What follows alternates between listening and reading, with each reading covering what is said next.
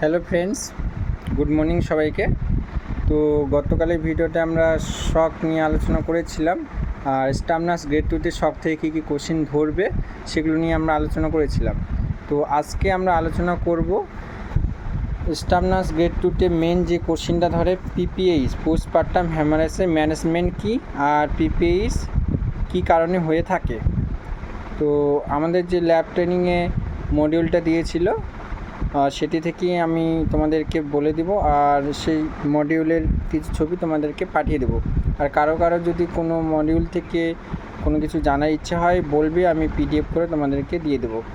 তো তোমরা মডিউলটা দেখো একটু।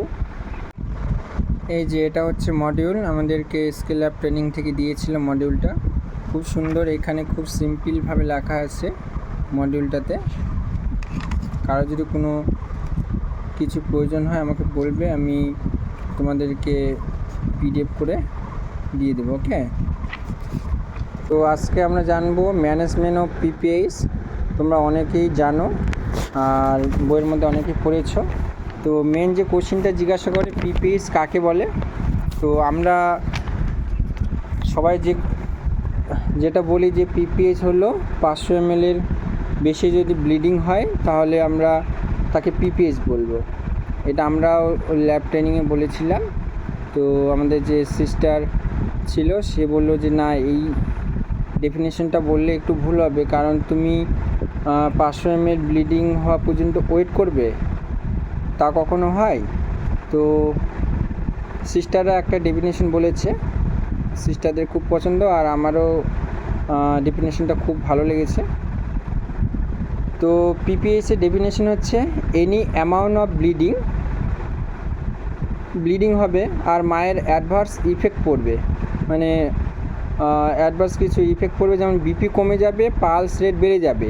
যদি এরকম হয় যে এনি অ্যামাউন্ট অফ ব্লিডিং হচ্ছে আর বিপি কমে যাচ্ছে, পালস রেট বেড়ে যাচ্ছে, তাহলে আমরা বুঝবো যে সেটাতে পিপিএইচ হয়েছে। আর আরেকটা যে ডেফিনেশন সেটার জন্য বলেছে যে 500 ml এর বেশি হতে হবে, তাহলে 500 ml আমরা মেজার করব। তো সেটার জন্য, সেই ডেফিনেশনের জন্য ইয়েলো বাকেটের মধ্যে 500 ml মেজারিং মগ রাখতে হবে। মায়ের যখন ডেলিভারি হয়, ডেলিভারির নিচে যে ইয়েলো বাকেট থাকে তার নিচে একটা মেজারিং মগ রাখতে লাগবে, আর যেটা কিলিস প্যাড দিয়ে গড়িয়ে মেজারিং মগে পড়বে। তোমরা সবাই জানো যে মায়ের বাটাক্সের নিচে একটা কেলিস প্যাড রাখা হয়। তো ইন্টারভিউতে এই কোশ্চেনটা ধরে যে ডেলিভারির সময়, নর্মাল ডেলিভারির সময় মায়ের বাটাক্সের নিচে ইয়েলো বাকেটস পর্যন্ত একটা প্যাড রাখা হয়, সেটার নাম কি? সেটার নাম হচ্ছে কেলিস প্যাড। এই কোশ্চেনটা খুব ধরে। তো কেলিস প্যাড দিয়ে গড়িয়ে মেজার মগে ব্লিডিংটা জড়ো হলে মেজার করতে সুবিধা হবে। তাহলে অ্যাবভ যদি 500 ml ব্লিডিং হয় তাহলে আমরা পিপিএইচ বলবো। অর্থাৎ দুটো ডেফিনেশন, একটা amount of bleeding, any amount of bleeding হতে হবে, তার মধ্যে বিপি কম থাকবে, পালস রেট বেশি থাকবে। আর আরেকটা ডেফিনেশন, যদি 500 ml এর বেশি হতে হয় তাহলে আমাদেরকে ইয়েলো বাকেটের নিচে তোমাদেরকে একটা মেজারিং মগ রাখতে লাগবে 500 ml, আর বাটাক্সের নিচে ক্যালিস প্যাড রাখতে লাগবে, যাতে ব্লিডিংটা গড়িয়ে গড়িয়ে সেই ইয়েলো বাকেটের মধ্যে যে মেজারিং মগ আছে সেটার মধ্যে পড়ে। তো আমরা ডেফিনেশনটা জানলাম। এবার ম্যানেজমেন্ট অফ পিপিএইচ থেকে আরেকটা কোশ্চেন জিজ্ঞাসা করে পিপিএইচের কারণ কী কী কারণে পিপিএইচ হয়। তো মেনলি দুটো কারণ, অ্যাটনিক ইউটেরাস আর একটা ট্রমাটিক ইউটেরাস। অ্যাটনিক ইউটেরাসে 80% পিপিএইচটা হয়, আর ট্রমাটিক ইউটেরাসে 20% পিপিএইচ হয়।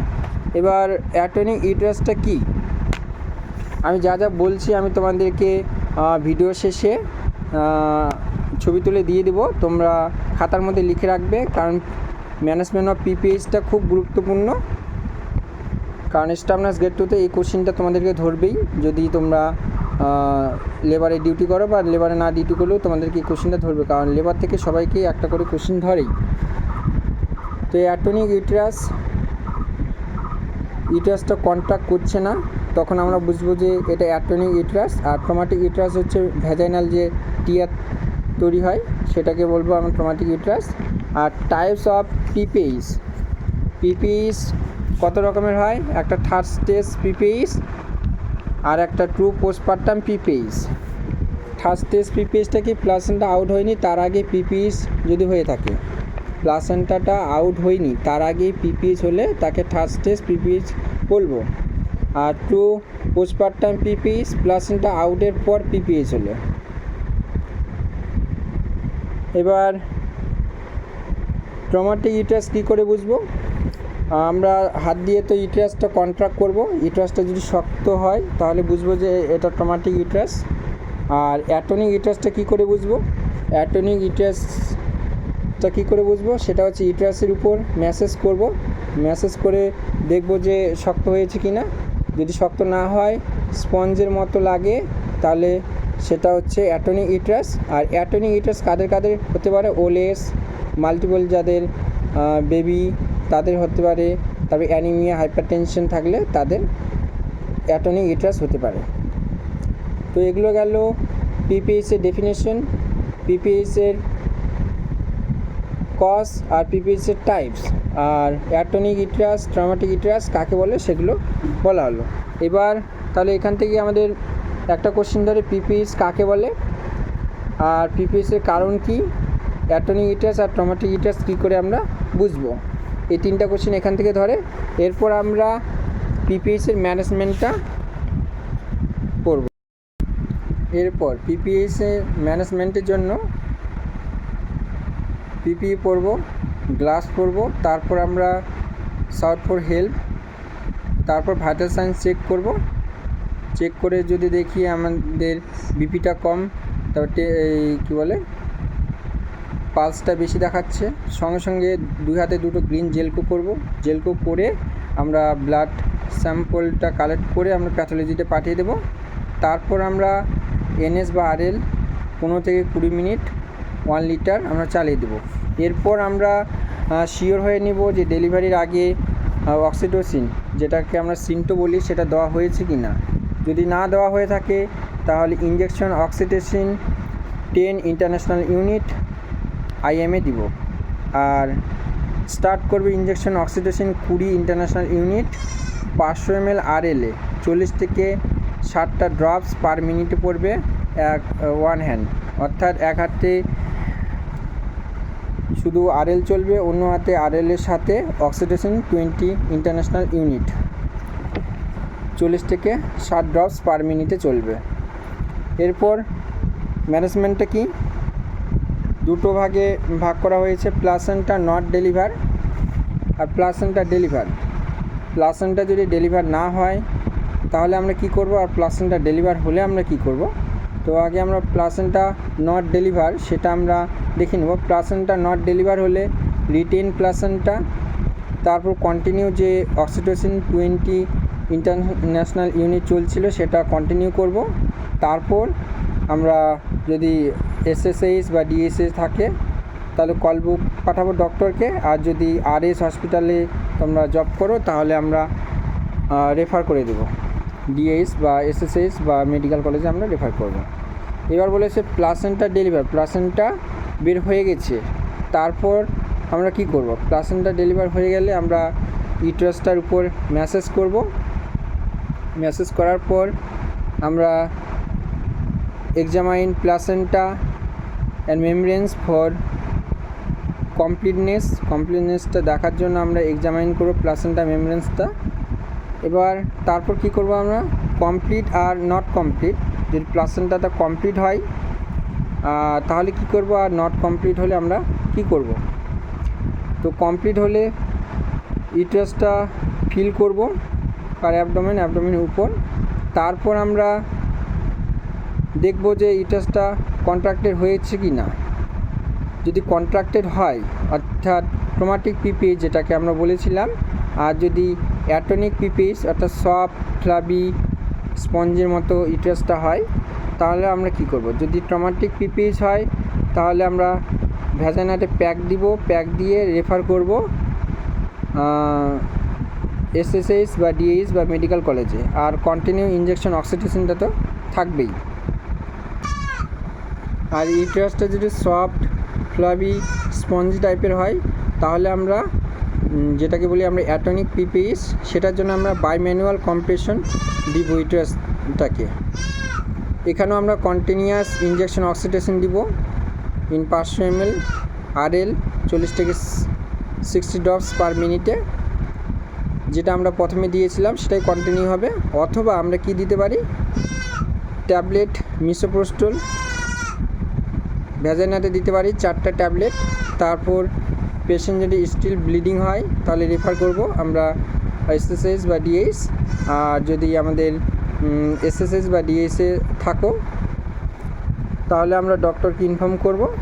তো এবার নট কমপ্লিট যদি হয় তাহলে কন্টিনিউয়াস ইঞ্জেকশন দিব, দিয়ে আমরা রেফার করব। এবার একটা জিনিস মনে রাখবে যে যদি ব্লিডিংটা না কমে ওটিতে গিয়ে কি করে, ওটিতে গিয়ে লাইগেশন করে, শেষে হিস্টেক্টমি করে পেশেন্টকে বাঁচানো হয়। একদমই যদি ব্লিডিং না কমে সেটা ডক্টররা করে। এবার বাইম্যানুয়াল কম্প্রেশনটা কীভাবে দিব তোমরা ইউটিউবে একটু দেখে নেবে যে বাইম্যানুয়াল কম্প্রেশনটা কি। আমাদেরকে যেভাবে বলেছে যে আগে গ্লাভসটা পরতে হবে, একদম ফুল হাত গ্লাভস পরবে, 90 অ্যাঙ্গেলে ভ্যাজাইনাতে ঢুকিয়ে ভ্যাজাইনার শেষে সার্ভিক্সের শেষ প্রান্তে একটা হাত দিয়ে প্রেশার দিতে হবে মুঠি করে, যেরকম আমরা মুঠি করে প্রেশার দিই সেরকম মুঠি করে প্রেশার দিতে হবে। আর আরেকটা হাত হচ্ছে পেটের উপরে, অ্যাবডোমেনের উপরে ডাউনওয়ার্ড প্রেশার দিতে হবে যাতে ব্লিডিংটা বন্ধ হতে পারে। এই ছিল আমাদের ম্যানেজমেন্ট অফ পিপিএস। তো ম্যানেজমেন্টটা একদম সোজা। প্রথমে আমরা হেল্পের জন্য কল করব, ভাইটাল সাইন্সটা চেক করব, চেক করার পর আমরা 2 হাতে 2টা জেলকো করব। জেলকো করার পর আমরা ব্লাডটা টেনে নেব, টেনে নেওয়ার পর আমরা ইনশিওর হয়ে নেব যে তোমাদের ইনসুলিন বলছি, তোমাদের ইঞ্জেকশন অক্সিটোসিনটা আগে মানে লেবারের আগে দিয়েছে কি না বা লেবারের পরে দিয়েছে কি না সেটা আমরা দেখে নেব, শুনে নেব। শোনার পর যদি না দেয় তাহলে আমরা injection oxytocin 10 unit international unit আমরা IM দিব। তারপর 2 হাতে 2টো যে জেলকো করা হয়েছিল সেখানে আমরা 2টো RL চুলে দেব, যেটা 15 থেকে 20 মিনিট 15 থেকে 20 ড্রপ পার মিনিটে চলবে। আর একটা RL এ একটা হাতের মধ্যে যে RL ঝুলিয়েছিলাম সেটাতে আমরা 20 ইন্টারন্যাশনাল ইউনিট ইঞ্জেকশন অক্সিটোসিন আমরা দিব, যেটাতে 40 থেকে 60 ড্রপস পার মিনিটে পড়বে। এরপর আমরা দেখব প্লাসেন্টা ডেলিভার হয়েছে কি না, আর প্লাসেন্টা ডেলিভার হয়েছে কি না সেটা দেখব। প্লাসেন্টা যদি না ডেলিভার হয় তাহলে আমরা রিটেন প্লাসেন্টা, তারপর আমরা এই যে ইঞ্জেকশন 20 ইন্টারন্যাশনাল ইউনিট দিয়েছিলাম সেটা কন্টিনিউ করে আমরা রেফার করব। আর এসে থাকলে আমরা রেফার করব, আর ডিএইচ বা এসএসএস বা মেডিকেল কলেজে থাকলে আমরা ডক্টরকে ইনফর্ম করব। তারপর প্লাসেন্টা যদি ডেলিভার হয় তাহলে আমরা অ্যাবডোমেনের উপরে ইউটেরাসটাকে ম্যাসেজ করব। তারপর আমরা ম্যাসেজ করার পর প্লাসেন্টাটাকে এক্সামাইন করব, মেমব্রেনটাকে এক্সামাইন করব যে কমপ্লিটনেস আছে কি না সেটা দেখার জন্য। যদি কমপ্লিটনেস থাকে তাহলে ফিল করব কনসিস্টেন্সি অফ ইউটেরাস অ্যাবডোমেনের উপর।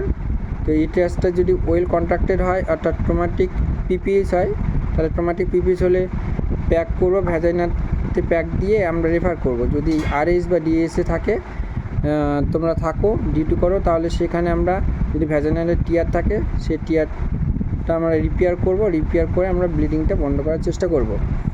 যদি যদি ইউটেরাসটা সফট অ্যান্ড ফ্লাবি ইউটেরাস হয় মানে অ্যাটনিক পিপিএইচ হয় তাহলে আমরা বাইম্যানুয়াল কম্প্রেশন দিব ইউটেরাসটাকে।